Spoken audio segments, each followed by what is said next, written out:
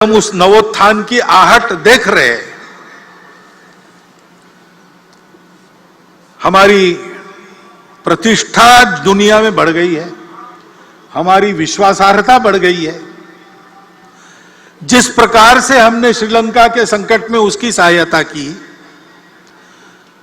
Ukraine के भूमि पर America और रशिया की जो लड़ाई हो रही है उसमें अपने देश के हित को ध्यान में रखते हुए और जागतिक मानवता के हित को भी कम न करते हुए जिस प्रकार की भूमिका हमने रखी, हमारी बात सुनी जा रही है, हमारा वजन बढ़ रहा है, हमको बड़ा आनंद होता है। राष्ट्रीय सुरक्षा के मामले में हम उत्तरोत्तर सफल होते चले जा रहे हैं और स्वावलंबी होते चले जा रहे हैं।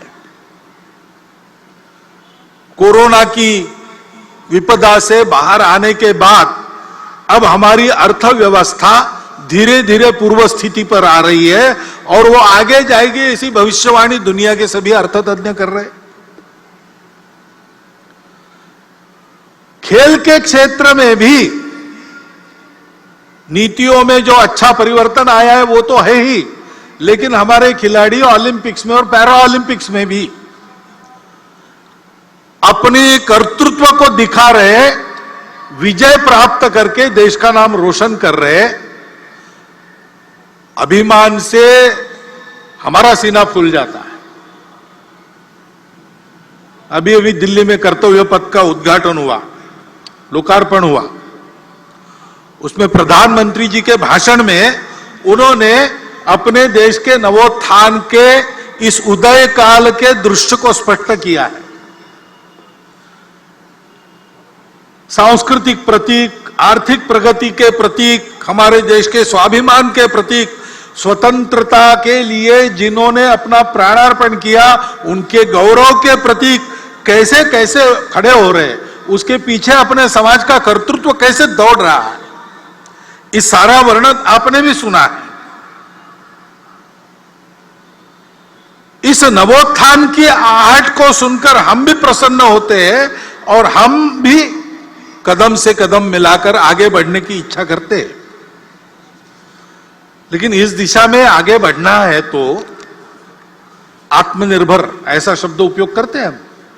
आत्मनिर्भर भारत की आहट हो रही है, लेकिन हमारी आत्मा क्या है उसकी स्पष्ट जानकारी चाहिए, गोलमोल नहीं चलेगा। क्योंकि आत्मनिर्भरता के पथ का प्रकाश वो आत्मा ही देती है। तो हम क्या है, हमारी आत्मा क्या है, इसकी जानकारी स्पष्ट और शासन, प्रशासन, समाज, नेतृत्व, कार्यकर्ता, इन सब में समान प्रकार की होनी चाहिए। ऐसा होने से हमारा पथ स्पष्ट होता है। क्योंकि ये प्रगति का पथ सीधा तो नहीं होता है, कोई भी पथ सीधा नहीं होता है, क्योंकि उसको परिस्थिति से जाना पड़ता है और परिस्थिति जैसी है वैसा ही जाना पड़ता है। यहां से मैं निकलूंगा उत्तर दिशा में जाने के लिए, डॉक्टर हेडगेवार भवन कार्यक्रम के बाद मुझे जाना है, लेकिन मुझे जाना पड़ेगा पहले दक्षिण में, बाद में मैं पश्चिम की ओर मुड़ूंगा और फिर उत्तर की ओर जाऊंगा, क्योंकि रास्ता वैसा है। तो ये लचीलापन तो रखना पड़ता है। मुझे उत्तर में जाना है, बीच में पहाड़ हो, खाई हो, कुछ भी हो, मैं दिशा नहीं बदलूंगा। ऐसा करेंगे तो संकट में पड़ जाएंगे, कदाचित पहुंच नहीं सकेंगे। तो रास्ता निकालने वालों को लचीलापन धारण करना पड़ता है, लेकिन लचीलेपन की मर्यादा भी ध्यान में तब आती है जब अपने स्व की, अपने आत्मा की ये जानकारी, ये कल्पना अपनी स्पष्ट हो और सबकी समान हो। क्योंकि सबकी समान कल्पना ऐसी होने के बाद एक विश्वास रहता है। उस विश्वास के कारण आपसी समझदारी बनती है, लचीलेपन के कारण अविश्वास नहीं आता है। तो परस्पर समझदारी, विश्वास का भी वातावरण बनता है। और जिनको लचीला होना पड़ता है उनको कितना लचीला होना है और कितना नहीं होना है, पैर कहां पक्के जमाने हैं और शाखा पल्लव कैसे कैसे हवा में मोड़ने हैं, इसकी समझदारी प्राप्त होती है तो उसके कारण संपूर्ण समाज में एक सहचित्तता का वातावरण बनता है और उस सहचित्तता के कारण प्रगति होती है। प्रत्येक व्यक्ति के और सामूहिक रूप से हमारे समाज के राष्ट्रीय चरित्र का यह महत्व का घटक है सहचित्तता। इसलिए हमारे संगठन मंत्र में उसको स्थान है।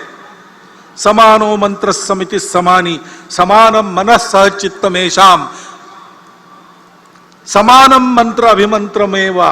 सब समान कहा है, चित्त अलग अलग हो सकता है, इसलिए वहां साथ मिलकर चलने का निश्चय यानी सहचित्तता, इसको बताया है। उस सहचित्तता के वातावरण में सबको साथ लेकर हमको चलना है। और जैसा मैंने कहा, चलना है तो चलते समय कठिनाई आती है, बाधाएं आती है। दो प्रकार की बातों से साधारणतः सावधान रहना पड़ता है। पहली बाधा तो हम खुद रहते हैं। गतानुगतिकता स्वभाव की वो बाधा उत्पन्न करती है। रूढ़ि प्रियता के कारण वो बाधा आती है। समय बदलता है, समय के साथ बहुत कुछ बदलता है। समय के साथ मनुष्य का ज्ञान भी बढ़ता है और अज्ञान के कारण कुछ बातों की समझ जो थी वो समाप्त होती है, उसके जगह दूसरी नई समझ आती है। उसके अनुसार चलना पड़ता है। लेकिन रूढ़िबद्धता इस बात को रोकती है। और उसके अनुसार चलना तो है, लेकिन बदलकर चलने के चक्कर में बहुत कुछ पहले अनुभव से जो चलते आ रहा है उसमें जो शाश्वत होता है, जैसे हमारी अतिथि महोदया ने बार बार सनातन संस्कृति का उल्लेख किया।